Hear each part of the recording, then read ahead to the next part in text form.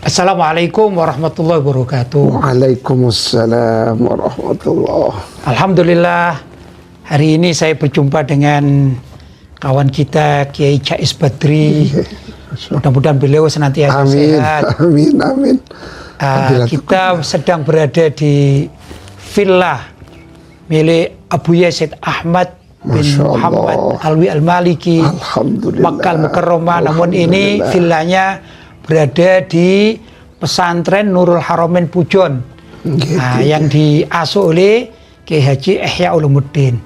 Ini adalah kamar khusus milik Abu Yazid Ahmad bin Muhammad Al-Maliki, yang kita sebagai alumni-alumni biasanya memang singgah ke tempat ini untuk mengalap barokah, Kiai. Alhamdulillah. Kiai, ini kan sekarang bulan Maulid Nabi. Masya Allah, di mana-mana kita yang menghadiri, bahkan mengundang dan mendengarkan, melihat ya tentang berbagai macam maulid yang diadakan oleh masyarakat. Gitu. Alhamdulillah, kami juga di pesantren membuat maulid Nabi. Tentu antum juga ya, dan pasti kan begitu ya. Karena kita adalah pecinta-pecinta Nabi, kita dari kelompok Ahlussunnah wal Jamaah. Namun terkadang saya sendiri ini diundang ya satu pengajian, terutama kalau di kota misalnya atau di perumahan itu. Ada sesuatu yang menyebabkan hati ini kurang serak gitu, Kiai.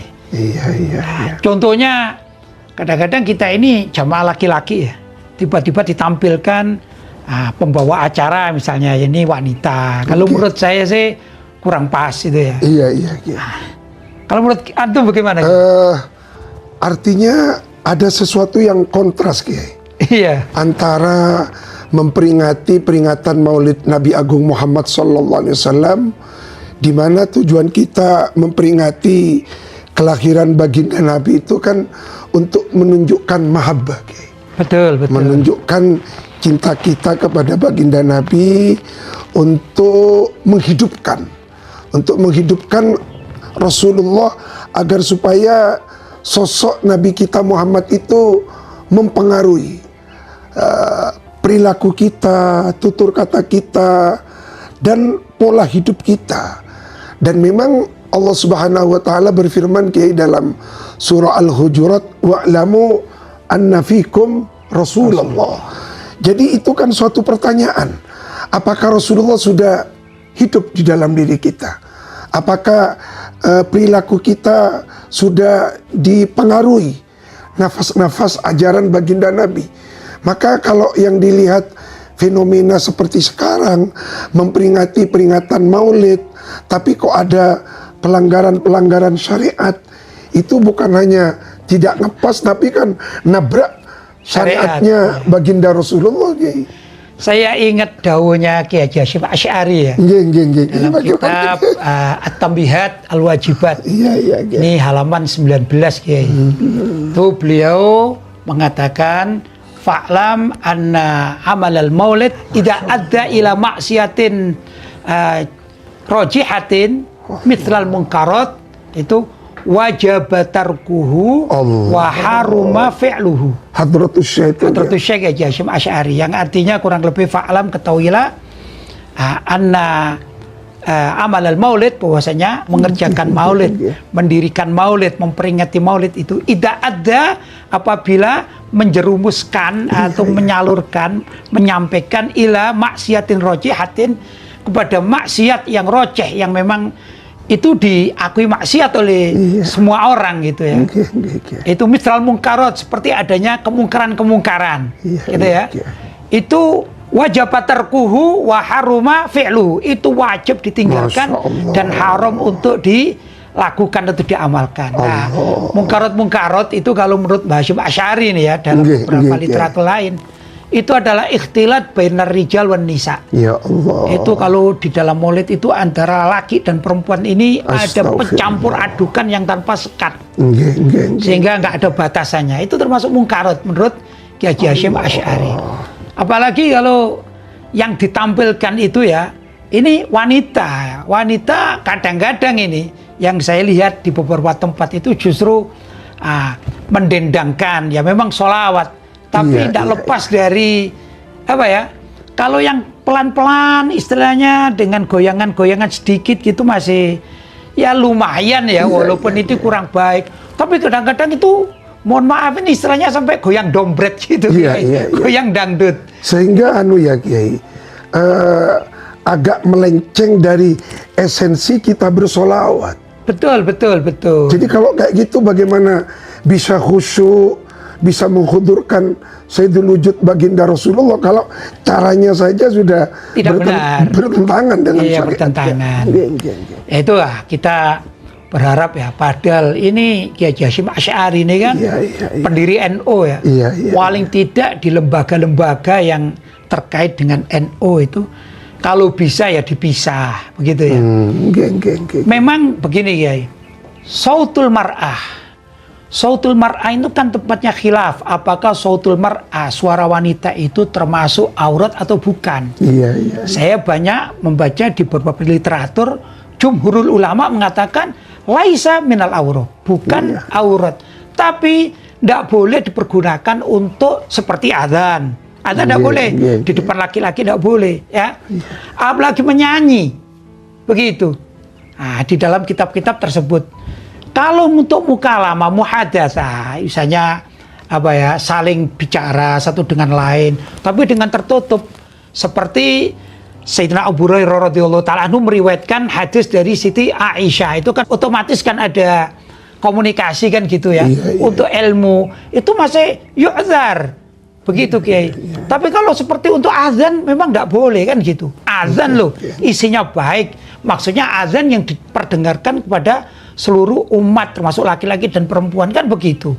Tidak boleh raf'us saut bagi nisa atau perempuan ya, meninggikan suara bagi perempuan tidak boleh, apalagi untuk nyanyi ya, apalagi termasuk juga dari membaca qasidah yang di depannya ini adalah laki-laki semua. Begitu ya. Menurut antum gimana ini fenomenanya? Nah, itu kalau sudah hadratus syekh yang mendikan dawuh kayak gitu, Kiai, maka beliau itu kan mizan bagi kita, barometer bagi kalangan Nahdien, termasuk kami warga NU ya harus ittiba kepada taat ya dawuh beliau ya. Dan oleh karena itu bagaimana dawuhnya beliau yang sudah terang benderang kayak gitu itu disuarakan oleh orang-orang di PBNU, terutama ya tokoh-tokoh NU alal afdhaliyah, sampai ke wilayah, ke tingkat cabang, sampai ke MWC, sampai ke ranting-ranting untuk bersama-sama menegakkan apa yang menjadi wasiatnya Hadratus Syekh Ra'isul Akbar Kiai Hasyim Asy'ari. Iya. Jadi riwayatnya begini Kiai, dulu Kiai Hasyim Asy'ari itu melihat suatu perkumpulan gitu ya. Memang di situ baca maulid begitu. Tapi dihadiri oleh banyak syabab ya, laki dan perempuan gitu. Fatayat ya, ada mungkin ansor gitu ya kalau zaman sekarang gitu ya. Nah, kemudian saat itu ada penampilan pencak silat. Kalau pencak silat kan baik-baik saja ya, pencak silat untuk kesehatan gitu. Masalahnya yang nonton ini laki-laki dan perempuan campur jadi satu, ya dempet-dempetan begitu, sehingga Kiai Hasyim Asy'ari mengingkari maulid yang di situ ada mungkarot. Itu yang dinaskan di dalam memang kitab dengan basiroh mata batinnya beliau yang tajam di akhir zaman akan lebih parah dari apa yang terjadi di zaman itu. Kalau beliau hanya melihat sekumpulan anak muda menyaksikan pencak silat, tapi pun ada ikhtilat, campur aduk aja beliau sudah mengharamkan. Bagaimana ini kalau tampil ada perempuan tampil di depan laki-laki, yang laki-lakinya ini menonton, perempuannya juga walaupun baca sholawat tapi dengan bergoyang, bahkan naudzubillah sebagian ini ya istilah orang sekarang namanya goyang dombret katanya. Naudzubillah min dzalik, yang erotis gitu ya. Itu termasuk mungkarat-mungkarat yang diingkari oleh Kiai Hasyim Asy'ari. Kiai, saya tanya kepada antum, apa pendapat antum kalau ada suatu kumpulan majelis taklim terutama maulid tapi mengundang orang-orang kafir di situ, Kiai? Bagaimana? Nah, Itu memang fenomena-fenomena akhir zaman yang seperti itu, Kiai. Itu yang kita khawatirkan, Kiai. Kami teringat ada sebuah kitab, Kiai, karya Imam Qutlubuh, Kiai. Itu judulnya agak menarik dan perlu kita kaji. May yakfur wa la yas'ur. Jadi kufur tanpa merasa dia melakukan kekufuran.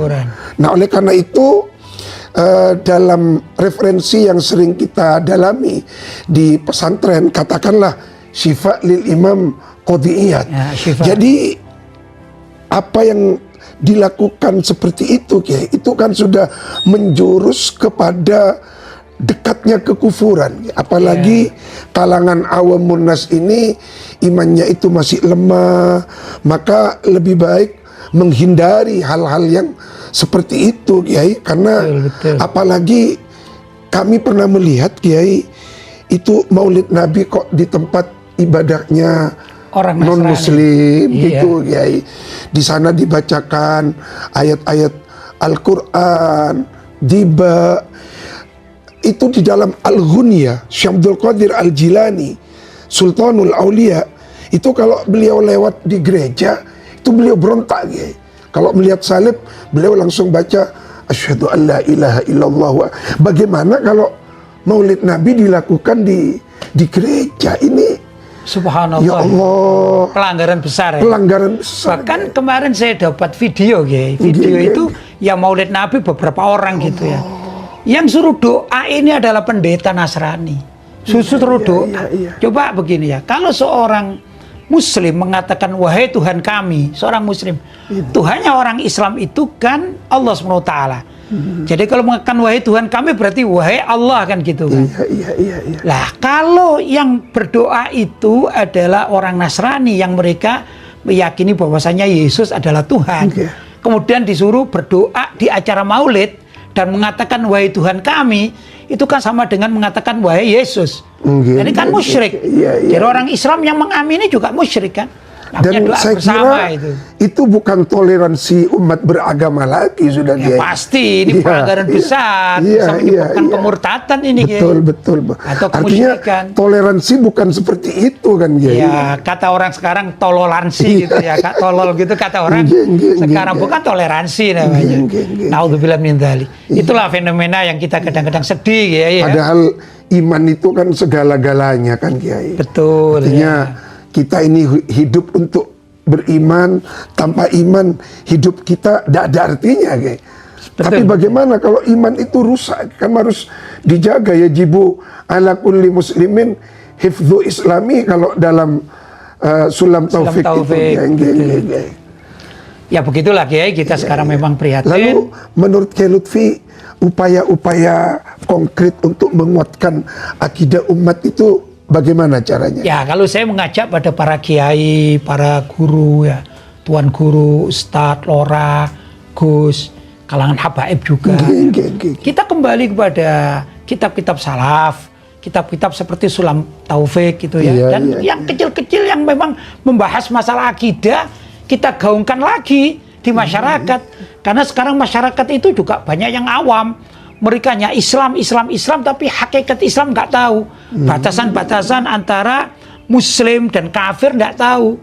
Gitu. Antara betul-betul beriman dan murtad itu banyak yang nggak tahu. Ini perlu kita gaungkan ulang bersama-sama. Entah itu lewat lisan, yaitu ceramah-ceramah, atau tulisan, ya, buku-buku. Ini memang kayaknya perlu lagi kita termasuk mengaji. Podcast seperti ini, ya? Termasuk, ya, kita mengajak kawan-kawan yang lain, ya, untuk menggiatkan kegiatan-kegiatan untuk bisa meyakinkan umat Islam terhadap keyakinannya sendiri, tidak kemana-mana, tidak nyangkut di agama lain dan lain sebagainya, gitu, ya. Ya, mudah-mudahan dengan ghurfahnya Abuya ini, bisa mengalir barokah beliau. Amin. Sehingga dari perbincangan kita ini menjadi sebab umat itu menjadi sadar akan pentingnya menjaga keimanan dan akidah ini. Betul. Saya kira gitu Kiai, sementara waktu mudah-mudahan bermanfaat ya. Terima kasih. Assalamualaikum Waalaikumsalam warahmatullahi wabarakatuh.